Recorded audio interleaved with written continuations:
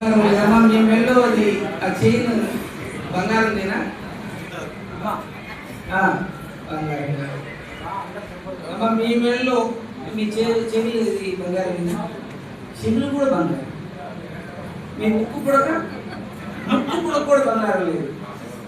అది మైనారిటీలకు సంబంధించినటువంటి ఈ యొక్క సభలో మీరు రావడం అంటే మైనారిటీలు ఈ రాష్ట్రంలో ఇలా ఉన్నారు.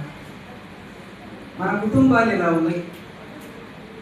ఎకరం పొలం ఉన్న వాళ్ళు చేతి ఎక్కండి, 500 పైచీలకు ఉన్నారు మైనారిటీలు. ఎకరం పొలం ఉన్నాడు. నబీ నీకు 4 ఎకరాలు ఉన్నాయని చెప్పావు, చేయట్లేదు. అబద్ధం చెప్పు. ఎక్కడో ఒకరు ఎక్కడున్నామ్మా? అరే రాజశేఖర్ రెడ్డి గారు 4% రిజర్వేషన్ ఇచ్చి మన పిల్లలను చదివిస్తాము, మనకు పిల్లలకు ఉద్యోగాలు ఇద్దామని చెప్పేసి 4% మనకి రిజర్వేషన్ ఇస్తే, అంటే ఈ రిజర్వేషన్ గురించి మన మైనారిటీస్ లో ఎక్కువ మందికి తెలియదు. ఎందుకంటే చదువు తక్కువగా ఉంటుంది, చేతి వృత్తులనే ఆధారపడి బ్రతుకుతున్నాం కాబట్టి దాని అవసరం లేదు. కాబట్టి ఆ రిజర్వేషన్ అనేది మనకు తెలియదు.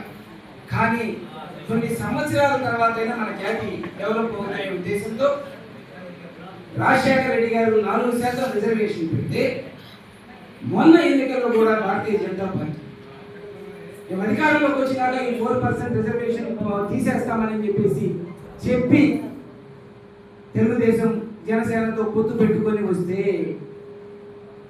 మన మైనారిటీల్లో కూడా కొంతమంది దొంగగా ఓట్లేశారు. ఎందుకంటే అమ్మా మీ అందరికీ 18 ఏళ్ళు నిండియా? అమ్మా మీకు 18 సంవత్సరాలు నిండిందా?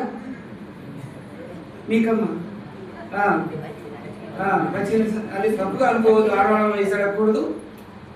ఎంత దుర్మార్గం అంటే ఈ రాష్ట్రంలో ఎవరికి 18 సంవత్సరాల నుండి 60 సంవత్సరాల లోపల మహిళలే లేవు.